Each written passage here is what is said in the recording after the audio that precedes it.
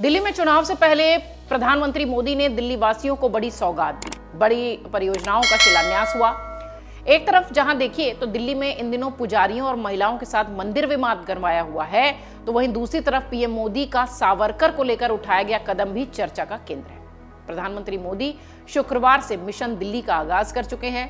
दिल्ली के अशोक विहार के रामलीला मैदान से कई विकास सौगात देने के साथ साथ पीएम मोदी एक बड़ी जनसभा को भी संबोधित करते दिखाई पड़े। उन्होंने अपनी जनसभा में जो संबोधन दिया उसमें आप नेताओं पर निशाना भी साधा। पीएम मोदी ने इस दौरान झुग्गी में रहने वाले 1675 लोगों को फ्लैट की चाबियां सौंपी। इसके साथ ही नारोजी नगर में world trade centre, Sarojini Nagar में सरकारी कर्मचारियों के लिए टाइप 2 क्वार्टर और नजफगढ़ में वीर सावरकर कॉलेज सहित कई योजनाओं को दिल्ली वालों को सौंप दिया। इस तरह दिल्ली विधानसभा चुनाव के लिए पीएम मोदी अपनी पहली रैली अशोक विहार से विकास की आधारशिला रखते हुए दिखाई पड़े। अब सवाल यह उठता है कि प्रधानमंत्री मोदी की रैली के सियासी मायने क्या हैं, इस इलाके में उनकी रैली के सियासी मायने क्या हैं, जहां पर उनकी रैली हुई उस विधानसभा सीट का समीकरण क्या कहता है।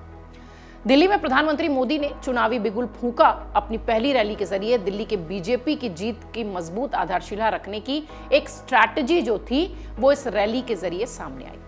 चुनाव से पहले जहां पार्टियां वादों को लेकर बयान दे रही थीं, वहीं झुग्गी के बदले मकान देने के प्रोजेक्ट का शुभारंभ करके सीधे प्रधानमंत्री मोदी ने दिल्ली में आम आदमी पार्टी की मजबूत बन चुके झुग्गी वोट बैंक को साधने की रणनीति पर काम किया। केंद्र सरकार ने इससे पहले एमसीडी चुनाव के दौरान राजेंद्र नगर की कठपुतली कॉलोनी और कालका जी के गोविंदपुरी में भी जहां झुग्गी वहीं मकान योजना के तहत झुग्गी वालों को मकान उपलब्ध कराए थे, अगर आपको याद होगा तो। अब दिल्ली विधानसभा चुनाव से पहले एक बार फिर बीजेपी की झुग्गी में रह रहे लोगों को विश्वास में लेने की जो रणनीति है वो काम कर रही है। उत्तरी पश्चिमी दिल्ली में अशोक विहार के आसपास के कई इलाके हैं जहां पर झुग्गियों में रहने वाले लोगों की आबादी बहुत ज्यादा है। अशोक विहार का इलाका वजीरपुर विधानसभा क्षेत्र के तहत आता है, चांदनी चौक लोकसभा क्षेत्र के तहत आता है। चांदनी चौक बीजेपी का गढ़ रहा है, लेकिन पिछले 2 विधानसभा चुनावों में आम आदमी पार्टी ने इस लोकसभा में बीजेपी को मात दी थी। ऐसे में बीजेपी ने पीएम मोदी की पहली रैली इसी इलाके में रखी ताकि आम आदमी पार्टी को इस बार चुनौती दी जा सके। आपको यह भी बता दें कि प्रधानमंत्री मोदी की रैली अशोक विहार में रखी गई है, जो कि वजीरपुर विधानसभा सीट के तहत आती है, जैसा कि अभी हमने आपको बताया। और खबरें ये भी हैं कि यह इलाका आजादी के बाद का बसा हुआ इलाका है। वजीरपुर औद्योगिक क्षेत्र के रूप में जाना जाता है। इसकी स्थापना 60 के दशक में हुई थी। Netaji Subhash place metro station के करीब स्थित वजीरपुर एक प्रमुख वाणिज्यिक और औद्योगिक केंद्र है, यानी इंडस्ट्रियल एरिया है। स्टील फैक्ट्रियों के लिए भी ये एरिया मशहूर है। वजीरपुर विधानसभा क्षेत्र के तहत अशोक विहार आता है, भारत नगर, केशवपुरम गांव, ये सारे इलाके आते हैं। नीमड़ी कॉलोनी, सत्यवर्ती कॉलोनी, वजीरपुर बुनकर कॉलोनी, सावन पार्क, वजीरपुर औद्योगिक क्षेत्र, जेजे कॉलोनी, वजीरपुर गांव, केशवपुरम, ये सारे इलाके आते हैं अशोक विहार फेज 2। और फेज 2 का ये जो अशोक विहार का इलाका है ये बहुत महत्वपूर्ण है, वोटर्स के लिहाज से भी, चुनावी लिहाज से भी। वजीरपुर विधानसभा क्षेत्र के तहत दिल्ली नगर निगम के 4 वार्ड्स आते हैं, जिनमें निर्मी कॉलोनी, सावन पार, वजीरपुर और अशोक विहार शामिल है। खबरें कहती हैं कि वजीरपुर विधानसभा सीट पर पहली बार 1993 में चुनाव हुए थे, तब यहां कांग्रेस के दीपचंद बंधु विधायक बने थे। इसके बाद से वजीरपुर सीट पर 7 बार विधानसभा चुनाव हो चुके हैं और अब 8वीं बार यहां पर वोटिंग होनी है। अगर 93 से 98 का पूरा ट्रैक देखें तो कांग्रेस विजयी रही। उसके बाद देखें 2003 के विधानसभा चुनाव में बीजेपी ने यहां पर बाजी मारी, मांगेराम गर्ग यहां से विधायक बन गए थे। मौका था 2008 के चुनाव का, कांग्रेस के हरिशंकर गुप्ता यहां से विधायक बन गए। 5 साल बाद फिर यह सीट कांग्रेस के हाथ से चली गई और बीजेपी के हिस्से आ गई। 2013 की अगर बात करें तो विधानसभा चुनाव में यहां पर बीजेपी के महेंद्र नागपाल विधायक बने थे।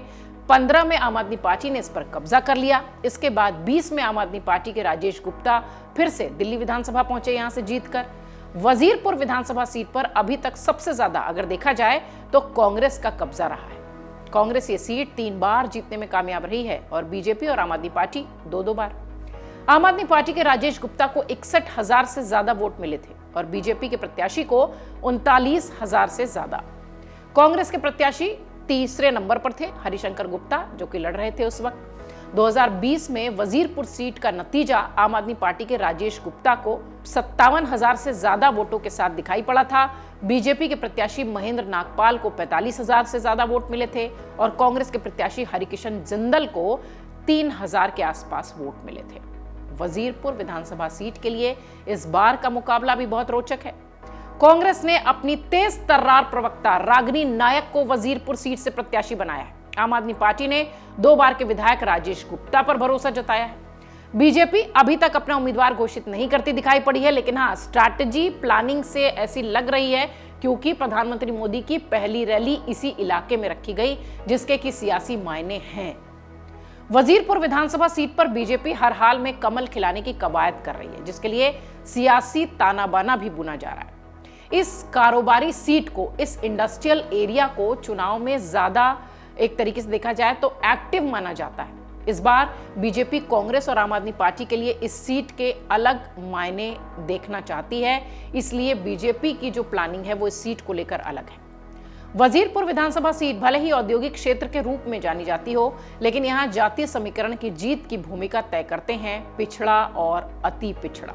लेकिन पंजाबी और वैश्य समाज भी यहाँ पर वोटर्स के रूप में दिखाई पड़ता है। बदले हुए सियासी माहौल में गुज्जर और पंजाबी वोटर्स भी अहम रोल अदा करते हैं।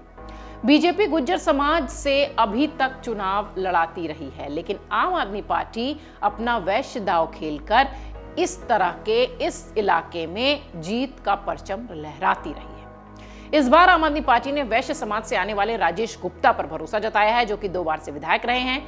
कांग्रेस ने रागिनी नायक को टिकट दिया है। पंजाबी और गुज्जर दोनों ही वोटों को साधने के लिहाज से रागिनी खुद को पंजाबी ब्राह्मण बताती हैं, लेकिन उनके पति गुज्जर समाज से आते हैं, इसलिए वजीरपुर सीट का चुनाव इस बार काफी रोचक होने वाला है।